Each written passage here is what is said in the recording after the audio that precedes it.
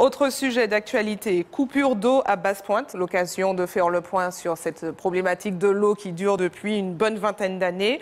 11 élus ont saisi la justice contre votre décision de demander une servitude à Séguineau. Pour rappel, le motif, c'est excès de pouvoir. Aujourd'hui, on est encore dans l'impasse. Alors, quelle est votre réaction déjà par rapport à ces élus qui estiment avoir voté une décision qui n'a pas été respectée et par rapport aux Martiniquais qui sont régulièrement privés d'eau? Jamais. On peut me condamner, mais je ne signe pas. C'est clair de mon tête. Vous ne paierez pas. Je ne paierai pas. On peut me condamner, je ne paierai pas, je ne signe pas. Parce que j'admets qu'on a foutu du bordel de ce pays, passez-moi l'expression. Y compris face aux gens qui n'ont pas d'eau. Est-ce que vous seriez prêt à leur dire en face que vous n'iriez pas vers cette solution? Laissez-moi vous dire une chose. Monsieur, le conseiller, je les connaissais comme ça. Pour être sincère, hein, ce monsieur m'avait même, comment dire, appelé à voter pour moi, à l'époque. Il a changé de position.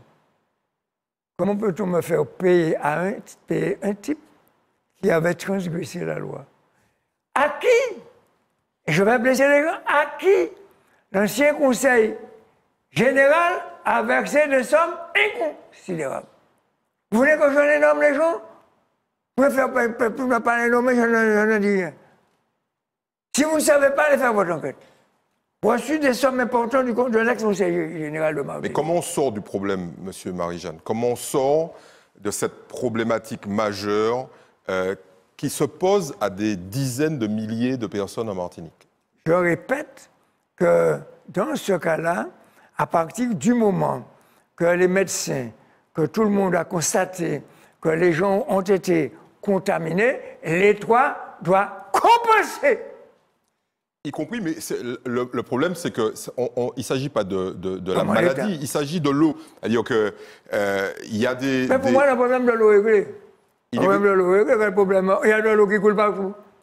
Il y a de l'eau qui coule partout en excès. Sauf qu'il y a quelques semaines, il y a des gens qui n'avaient pas d'eau. Eh bien, il y a des gens qui n'avaient pas d'eau tout simplement parce qu'il y a des tuyaux qui sont cassés.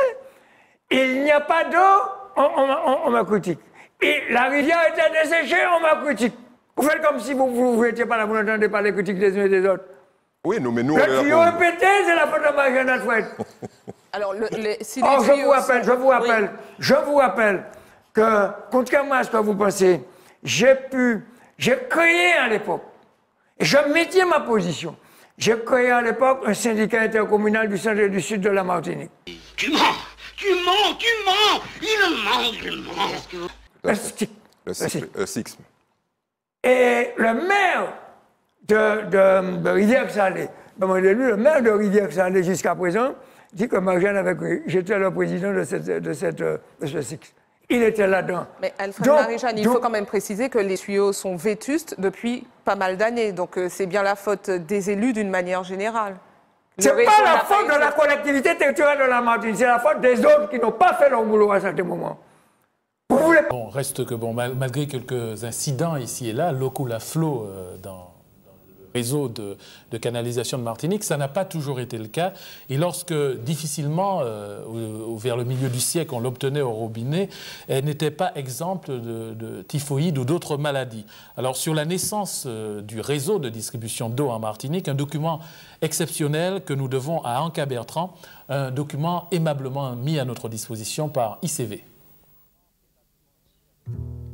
Ces images du centre et du sud de notre île datent de la fin des années 40. Elles témoignent non seulement de l'aridité et du peu d'activité agricole dans ces régions, mais aussi des conditions d'hygiène de l'époque, dues principalement au manque d'eau. Pour les besoins domestiques, des moyens de fortune étaient utilisés. On faisait bouillir l'eau des mares. On récupérait l'eau de pluie par des systèmes de gouttières en bambou installés près des églises et de certaines habitations. Et en période de carême, l'eau était acheminée par les vapeurs du service côtier. Ma mère, tous les jours, elle donnait un seau d'eau à chaque habitant du bourg de Sainte-Anne pour pouvoir faire à manger. En 1948, Alphonse Jean-Joseph, maire de Rivière-Salée, fonde le syndicat intercommunal du centre et du sud de la Martinique, regroupant 16 communes et autrement appelé le SIXM. Sa toute première mission, alimenter le sud en eau potable. Grâce à la ténacité et au dynamisme d'un homme hors du commun, les conditions de vie du centre et du sud de la Martinique allaient bientôt changer. C'était son violon dingue, c'était une idée fixe chez lui, de réaliser ça. Par tous les moyens, et Dieu seul sait combien de voyages il a fait en France, à ses propres frais, avant de monter cette affaire. Dès 1948, de gigantesques travaux sont entrepris. Le SIXM trace la carte souterraine de l'eau. Et en mars 1954, au moment où sévit une terrible sécheresse, tout est mis en œuvre pour que l'eau potable atteigne l'extrême sud de la Martinique.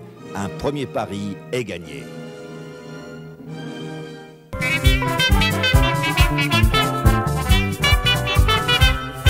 Martinique, c'est un bel petit pays, oui, mais n'y tibre trop malin. Dans les domaines politiques, messieurs, c'est là où qu'a joué plus couillonné. Ni Adam qui amoureux de la patrie, ni d'autres qui pour l'indépendance. Mais tout ça, c'est des caméléons. Yo tout qu'à défendre l'intérêt.